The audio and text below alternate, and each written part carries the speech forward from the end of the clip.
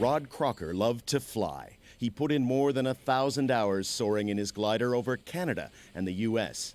Then 2 years ago, a degenerative spinal condition and meningitis left him paralyzed from the chest down. That loss of mobility and chronic pain now dominate his life. He believes people in his situation should be able to ask a doctor to help them commit suicide, even though he wouldn't do so himself. Having the option eases your mind a bit. And even though you don't want to take it yourself, you know that further down the road, it does give you some assurance that you have some control at the end and that you are just not going to be left to suffer. Ruling on a case brought by a woman who later went to Switzerland to legally end her own life, Canada's Supreme Court said doctors must be allowed to help terminally ill or desperately suffering patients commit suicide. The federal government brought in legislation that provoked rowdy scenes in Parliament. It passed the lower house but is now stalled before the upper house, the Senate. Because it's a moral issue, this speaks to a matter of conscience. You know, it's not like voting on a budget or not.